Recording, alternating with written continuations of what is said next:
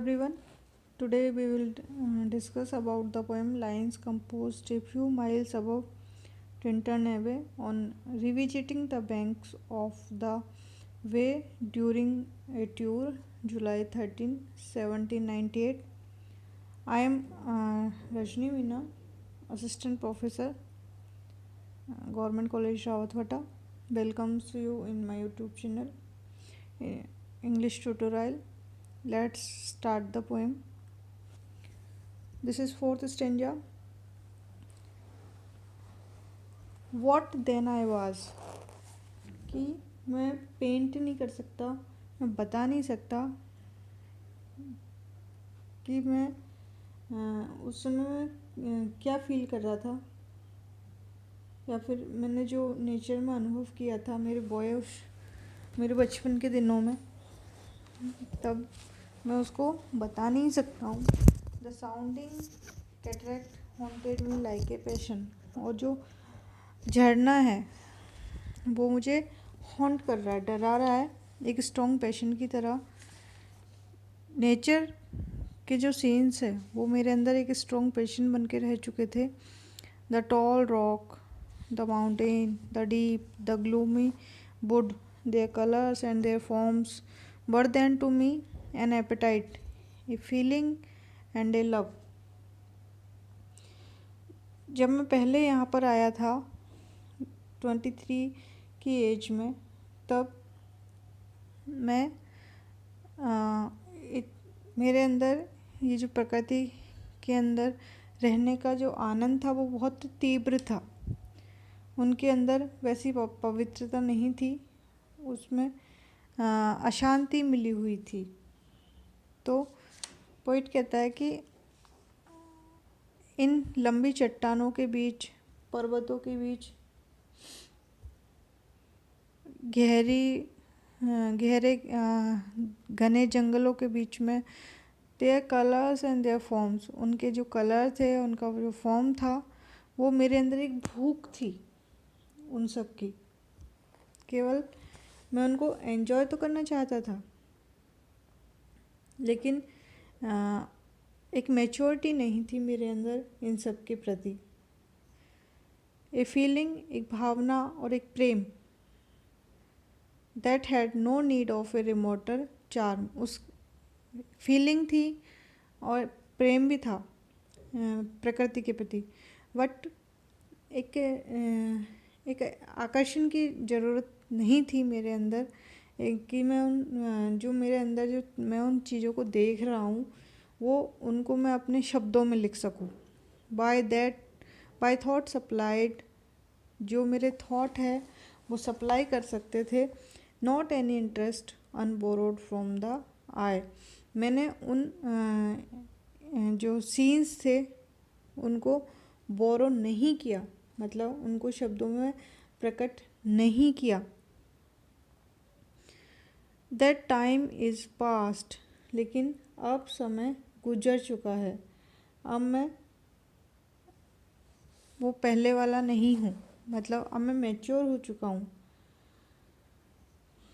And all its aching joys are now no more. और इसके जो जॉय थे प्रकृति जो मुझे उस समय जो जॉय दे रही थी, आनंद दे रही थी, अब वो नहीं थे. अब वो जीवन में बहुत कुछ बदलाव आ चुका था. तो हालांकि ऐसा नहीं है कि वो पोइट उन सब सीन्स को देखकर एंजॉय नहीं कर रहा हो, लेकिन जो 5 ईयर पहले की बात थी वो अब नहीं है. And all its dizzy raptures, और अब ये सब उसको एक स्वप्न जैसा लगता है.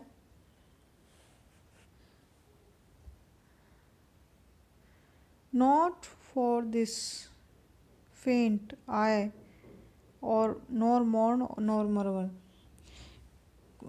उसे इस बात का दुख नहीं है कि अब उसे वो आनंद प्राप्त नहीं होता है, और इसके लिए ना मैं तो शोक मनाऊंगा, नॉर मरमर, ना ही शिकायत करूंगा, बड़बड़ाऊंगा. I would believe other gift have followed, क्योंकि उनकी जगह, उन आनंदों की जगह प्रकृति ने दूसरे उपहार दे दिए हैं। For such loss I would believe upon abundant recompense, और मैं ऐसा मानता हूँ, मेरा ऐसा विश्वास है कि ये उपहार पिछले आनंद की जो समाप्ति है उस घाटे को पूरा करने से भी अधिक है। अब जो पोइट है उसने प्रकृति और मानव के दुखों के बीच में एक संबंध स्थापित करना सीख लिया है।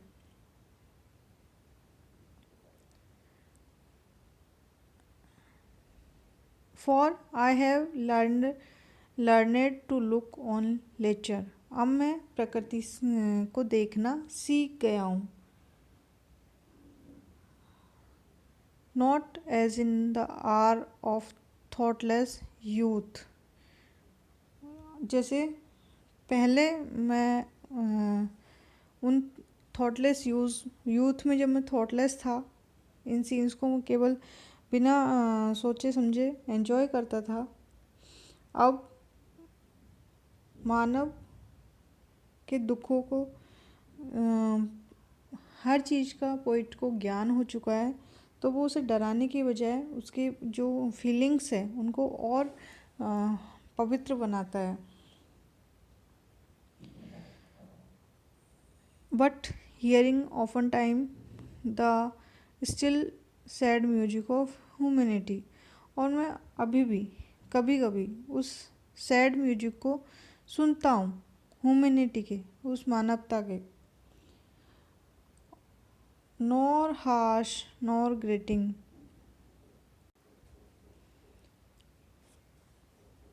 जो पोइट है वो प्रकृति का सच्चा प्रेमी है, तो उसके लिए मानव के जो दुख दर्द है वो भी एक उसके जीवन का एक हिस्सा है। तो इस विषय में सोच करके जो पोइट है वो शांत और गंभीर हो जाता है, लेकिन डरता नहीं है। Nor harsh nor grating though of ample power to chasten on subdue, अब वो ना तो हार्श है और ना ही ग्रेटिंग है, और एक एम्पल पावर है पीछा करने के लिए एंड सबड्यू करने के लिए। And I have felt A presence, और मैंने एक शक्ति को, एक पावर को, पावर की जो प्रेजेंस है उसको मैंने फेल्ट किया है अपने अंदर भी। दैट डिस्टर्ब्स मी, जो मुझे डिस्टर्ब करती है, विद द जॉय के साथ, एक आनंद के साथ जो है वो शक्ति, वो मुझे डिस्टर्ब करती है। ऑफ एलिवेटेड थॉट्स, और जो मेरे थॉट्स है उनको भी बहुत ज़्यादा व्यापक रूप दे दिया है उसने। एसेंस सबलाइम, और एक उच्चता की जो सेंस है उसको मेरे अंदर डाल दिया है। Of something far more deeply interfused, whose dwelling is the light of setting sun. अब पोइट उस शक्ति के साथ प्रकृति की समस्त चीज़ों को देखने लगा है, डीपली उनको अनुभव करने लगा है, जिसके रहने से, उस शक्ति के रहने से दिन की रोशनी में या फिर जो सेटिंग सन है, सूर्यास्त है उसमें, एंड द राउंड ओशियन, और जो अपार सागर है उसमें, द लिविंग एयर, और उस हवा में मैंने उसको महसूस किया है। एंड द ब्लू स्काई, और नीले आकाश में महसूस किया है। And in the mind of man, और मानव के अंदर इमोशन एंड स्पिरिट दैट इम्पेल्स, मैंने उस शक्ति को समस्त विवेकशील प्राणियों में देखा है। एक मोशन और एक स्पिरिट है, दैट इम्पेल्स, जो इम्पेल करती है ऑल थिंकिंग थिंग्स, सभी सोचने लायक चीज़ों को, all objects of all thought, सभी प्रकार के विचारों को, and rolls through all things, और सारी चीज़ों को रोल कर देती है। Therefore I am still a lover of meadows, हालांकि मैं अभी भी लवर हूँ मिडोज़ का, चारागाहों का, एंड द वुड्स और जंगलों का, एंड माउंटेन्स और पर्वतों का, and of all that behold from this green earth, और जो भी कुछ भी हम देखते हैं इस हरी भरी धरती के ऊपर, उन सब का मैं अभी भी लवर हूँ। Of all the mighty word, क्योंकि जो पूरा वर्ड है, ये सर्वशक्तिमान जो वर्ड है, of I and year, both what they half create, जो भी वो क्रिएट करते हैं एंड परसीव करते हैं, वेल प्लीज टू रिकॉग्नाइज, अब उसको रिकॉग्नाइज करना बहुत आनंददायक होता है इन नेचर के अंदर, and the language of the sense, और उस लैंग्वेज को महसूस करना, the anchor of my purest thought, और वो एंकर है मेरे प्योरेस्ट थॉट्स का, जो मेरे अंदर के जो थॉट्स हैं उनका वो एंकर है, वो मेरे प्योरेस्ट थॉट, जो मेरे अंदर के तो थॉट्स हैं उनका मुख्य सहारा है। कवि के लिए प्रकृति एक जीवित शक्ति है जो मानव के मस्तिष्क से संबंध स्थापित करने में समर्थ है।